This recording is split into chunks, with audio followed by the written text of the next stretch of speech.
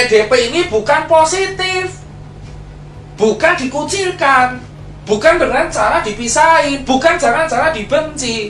PDP ini adalah pasien dalam pengawasan yang menunggu hasil. Kayak saya kemarin masuk rumah sakit, saya gejalanya 3 yang memenuhi: batuk, demam, baru 1 hari demamnya, dan riwayat kontak dengan red zone. Ternyata di hari kedua gejala saya sembuh. Saya langsung turun status jadi ODP. Di rapid saya pertama kali saya negatif. 7 hari kemudian saya di rapid negatif, saya keluar. Sambil nunggu, gak perlu nunggu swab kalau misalkan rapid 2 kali dalam 7 hari itu negatif terus.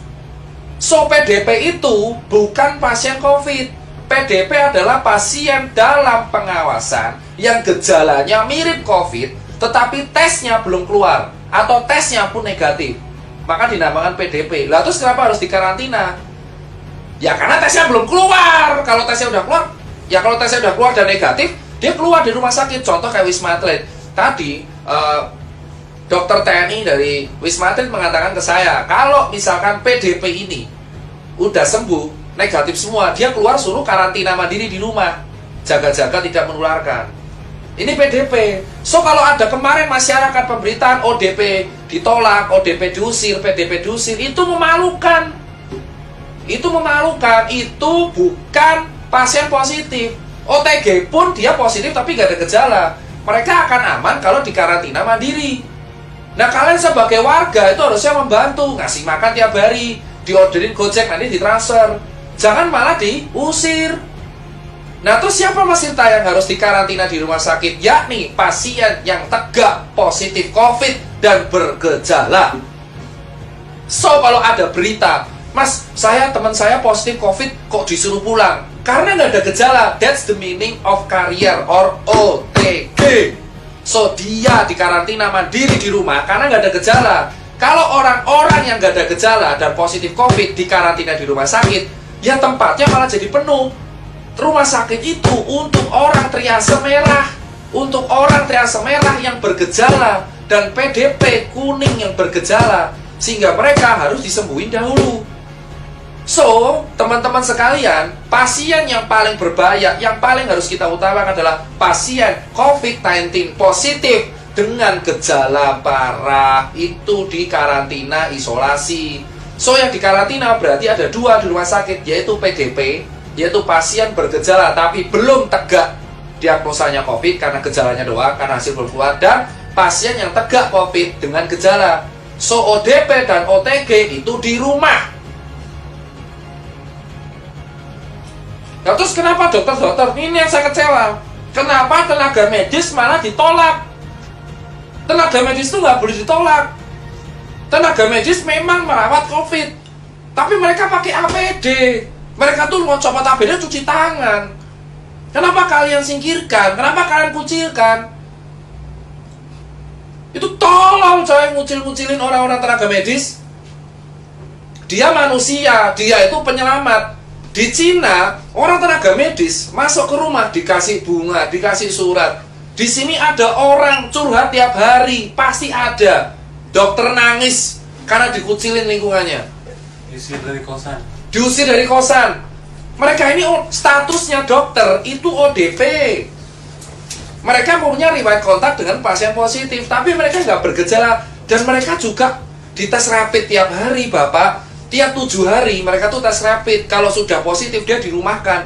Sistem jaganya tenaga medis itu 14 hari off, 14 hari on. Jadi 14 hari jaga, 14 hari off turun. Jadi mereka itu bukan orang yang aib gitu loh, Pak. COVID itu kayak TBC, Pak. TBC bahkan lebih berbahaya, dia airborne disease. Dan TBC itu diremehin di Indonesia. Bahkan sudah ada vaksinnya BCG. TBC selama dulu airborne disease. Gak ada kayak gini, padahal TBC itu kalau batuk, virusnya Mycobacterium tuberculosis itu bertahan di udara selama berjam-jam. Dan pengobatannya TBC itu 6 bulan. Belum campak. Tapi kenapa COVID dianggap aib, tapi TBC enggak? Padahal lebih parah TBC. Saya penderita TBC, 10 bulan saya baru sembuh. Usia 8 tahun sampai 9 tahun. So, buat teman-teman semua, tenaga medis itu memang masuknya ODP. Tapi bukan dijauhin, karena mereka juga cek tiap hari.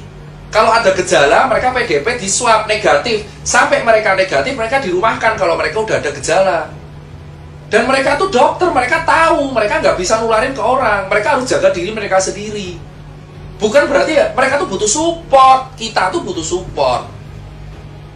Nah ini sekarang jelas. Yang kelima apa? Jenazah.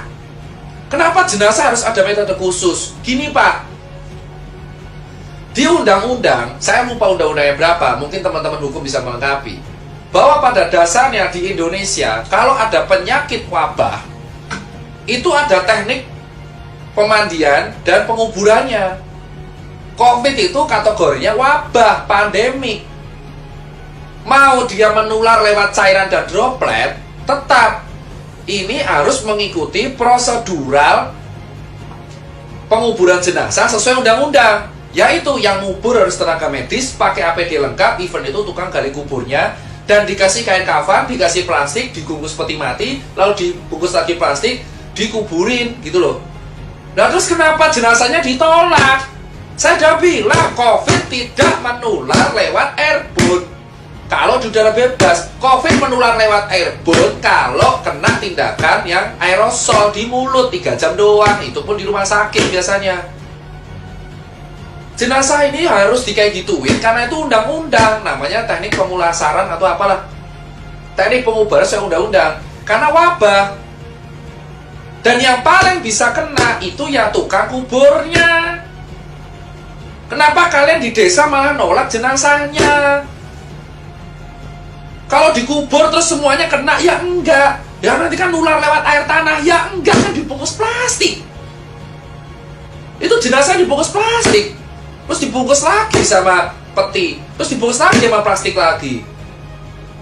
Kenapa ditolak? Itu orang meninggal, udah kena musibah, dan mereka sudah dikuburi sesuai standar. Kantong jenazah juga dikasih kantong jenazah. Kok kalian takut banget sama orang yang udah meninggal?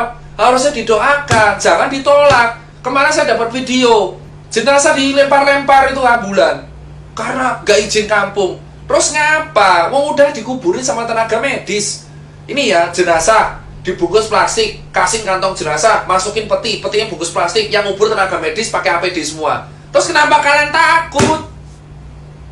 Itu nggak nular lewat airborne. Yang bisa nular itu adalah dropletnya.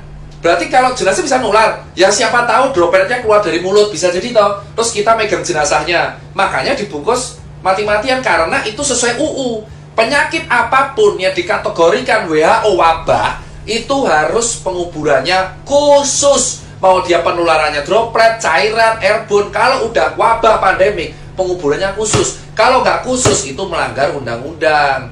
Jadi kalian nggak perlu takut sama orang mati. Mereka itu udah kena musibah, takdir.